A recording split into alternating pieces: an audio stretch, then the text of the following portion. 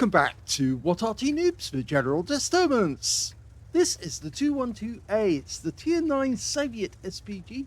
It's located on the north spawn of Westfield Encounter, and it's under the command of talon1958 of OLIMP, and it's his entry in this week's competition. He's got the improved rammer, improved vents, and improved gun laying drive with vents purge.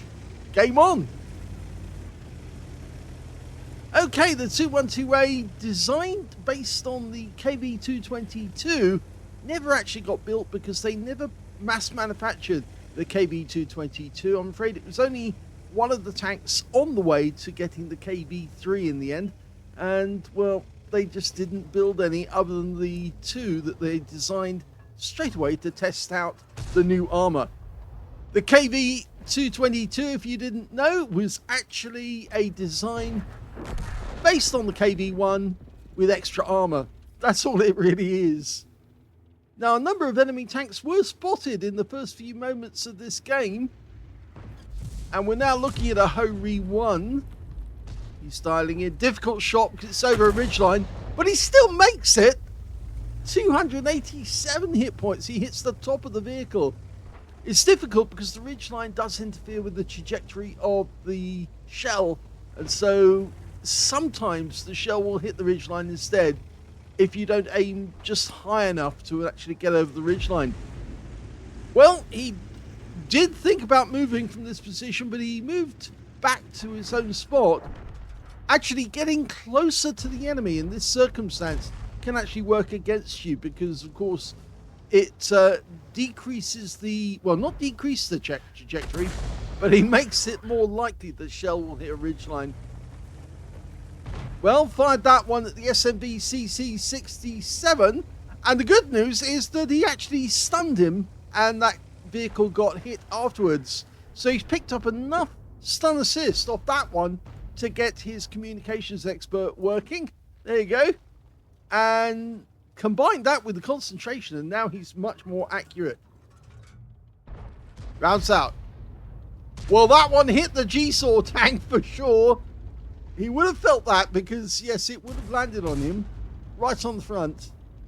It doesn't have a whole lot of armor, the G-Saw tank. It was the free tank that Wargaming brought in to try and give everyone something that they could play with, but it was only a single shot version of the original G-Saw.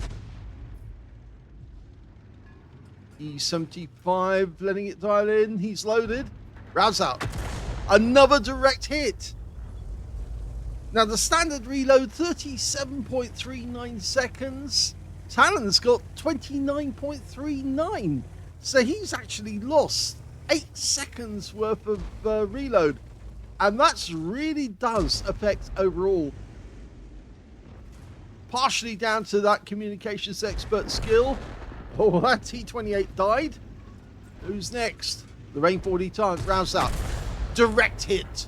368. The Lorraine doesn't have very good armor. I think that shell landed at the base of the gun. It looks like it was around there.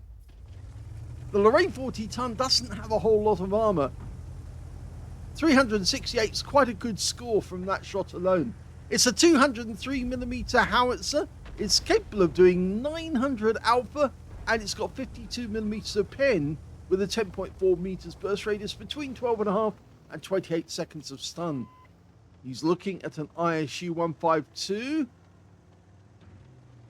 It's a difficult shot because it's over the top there, over the top of the hill and down into the tank destroyers. He's decided it's not worth it, and I think that was probably a good decision because he's now looking at a Ho-Re 1, but he's got a red line, and the red line indicates something is blocking the shot, and you can see there it was the ridge line.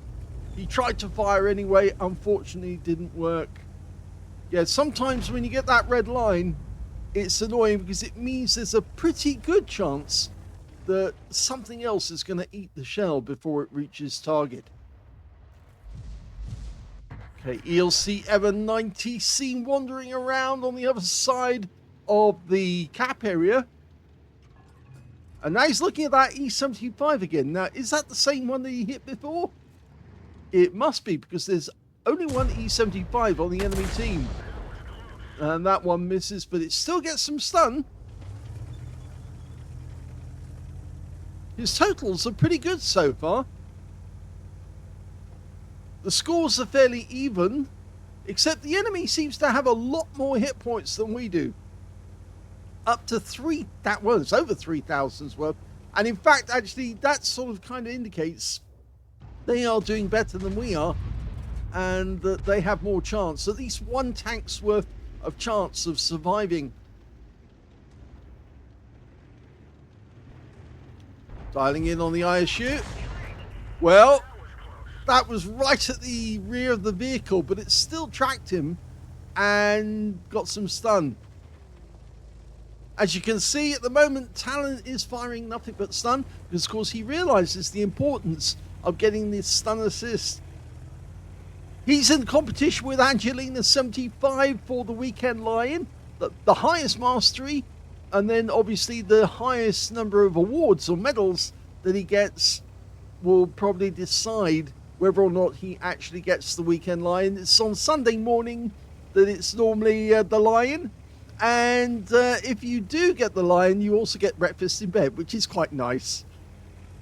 The one who doesn't get the Lion, they have to get up and look after Remy, make sure that he's not doing anything he should be doing. He'll probably be watching these games, because he does love these games. And that's why we control our language. We don't say anything that's rude or naughty, because we know that there's a little boy watching and he's enjoying these games. And we don't want him to pick up any bad language. Very important, that. Far too many content creators create videos which are slightly, shall we say, they're slightly racy. Well, we lost sight of the ELC and we didn't get a chance to get a hit there. And now we're 2 down on the enemy and they're starting to cap. But this is an encounter game, so it takes twice as long to cap. And of course, it's fairly easy for us to get a reset if we can get close to it. And our ELC is getting close to our cap. He's fully health, but the enemy ELC is very, very low on health indeed. The enemy Waffenträger's been spotted. Now that's a tank with very low armor. If we can put a shell on him, it'll probably pen. And the enemy is now capping. Now the usual capping spot to hide is actually behind that house, because there's a little area, a little zone where you can hide behind there and not be seen by Arty. But you can be splashed. Let's see if he fires a round in. There's 2 there now. It might only be one behind the house, because there might be another one behind the barn. There's the barn. Rounds out. And that got a reset of 22 capture points. If he can get that up to 70, he will pick up a defender medal. Now, just the house on the other side there, that's also a hiding spot.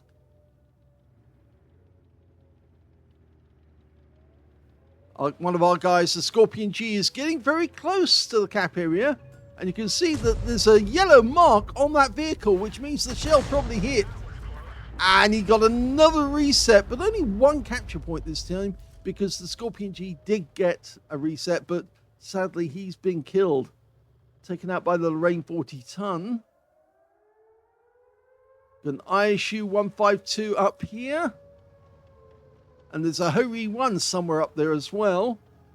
They're being held back by the Shah Murat at the moment, who's actually hiding in the bushes on the edge of the hill. So we fired at the ISU. It's another hit. There's the 75. We've hit him twice before. And he's come a long way forward to try and stop our tanks from actually interrupting the cap. Okay, we've got a Brask on the move. He's lined up ahead. Try and find his course. Fire the shell ahead of him. Good shot! He did manage to get a shot in there, and we got stun assist. And the Barras went down. Yes, he made a big mistake trying to come forward, and he was ducking and weaving, but it didn't stop him getting hit. And you can see where the shells have impacted that E75, because there's marks on the other side of his turret, yellow stains from the HE rounds. Rounds out. Another direct hit, and this time he goes down, taken out by the ISU 152 on our team.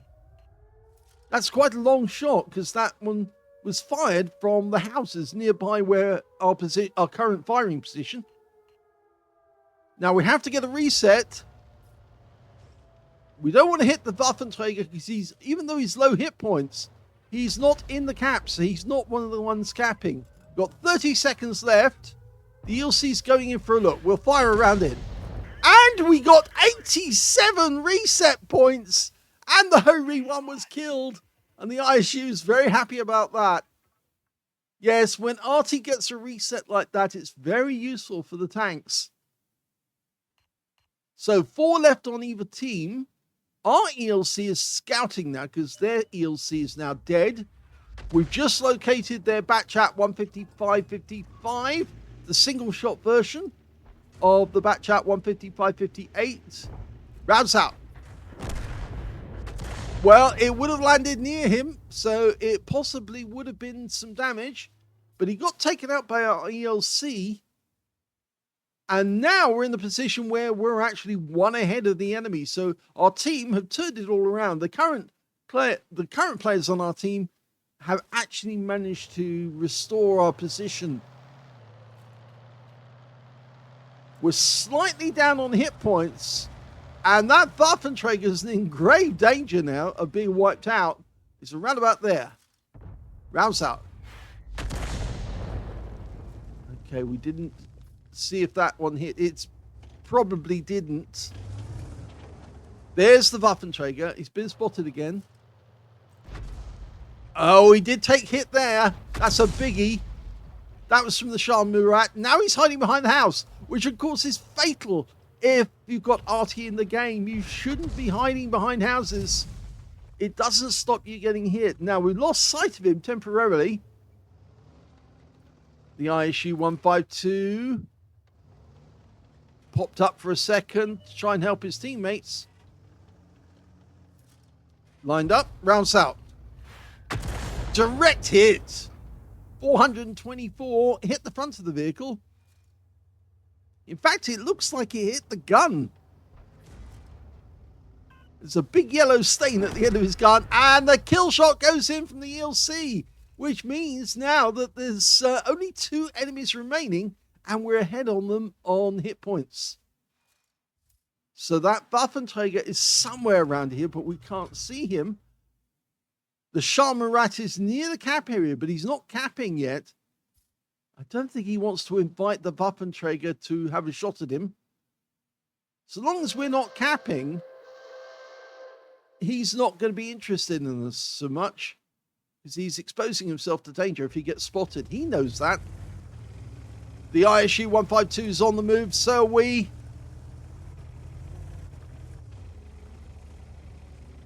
The ISU needs to get closer, and, well, we should too, to a certain extent, but ideally we want to get a bit higher as well. We want to get up onto the ridgeline ahead of us.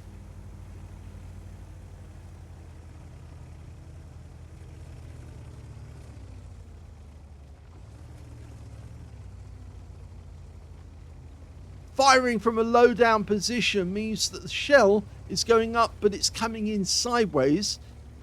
If you go up to the top of the ridgeline, the shell's going up and then coming down on top of the target instead. So there is a difference between firing from a low position and firing from a high one.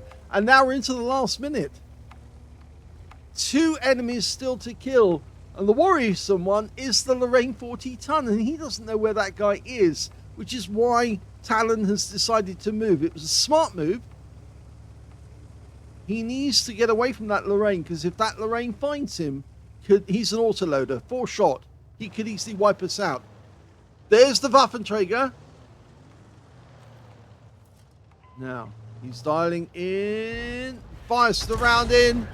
and gets 318 hit points of splash. Waffenträger's very vulnerable to fire. He's very low on hit points now. The ISU could take him out with one shot, and he does get him. And that means now there's only one enemy left. It's the Lorraine 40-ton. And our gun's up, but we're moving towards... we're not likely to get him, so it's going to be a draw. And that's it. Game over. Here's the end of battle stats, and that was an ace tanker game for talon1958 of OLIMP in the 212A. He managed to get a bruiser medal for getting at least 5 critical hits. In fact, he got 13. He got a defender medal for resetting the cap and getting at least 70 defense points in the process. And on top of that, he got a Confederate for hitting more of the enemy than anyone else on his team. And his win rate in that game was 3,410, which is Super Unicum standard. Let's have a look at team score. Well, he didn't get the highest damage, but he did come close. The top scorer was, in fact, the Shah Murat, who managed a Confederate and 3,941 hit points of damage. Second highest damage was the Waffenträger, who managed 3,661. And in third place, yes, it's Talon. He managed 3,348. When it came to kills, we can see the top scorer was the ELC M90, but he shared it with the enemy ELC M90. They both got 5 kills apiece. 3 kills went to the Lorraine 40-ton, who wasn't found at the end, but was probably in the corner hiding. And 2 kills went to the ISU 152, and we can see Talon only got the 1 kill in that game. But when it came to base XP, he was actually second, because the top scorer was the ELC M90 with 828. Second place was the ELC M90 on the enemy team with 825. Actually, wasn't second, he was third. 681 went to Talon with the 212A. He fired 19 rounds. That's a lot of rounds in a game, but it did last the full 15 minutes. He got 7 direct hits on the enemy. None of them penetrated, but he did get 16 splash. Damage of 3,348, all of it at more than 300 meters. Damaged 8 of the enemy, killed 1, and did 294 hit points of damage assist and 1,839 hit points of stun assist or 15 stuns. He actually got 100 defense points because he reset the cap more than once, in fact several times. And he also took away 16,104 credits on a premium account, including a courageous resistance score of 5,508 because it was a draw. And he took away 1,635 experience points as well after getting another courageous resistance of 613 experience points.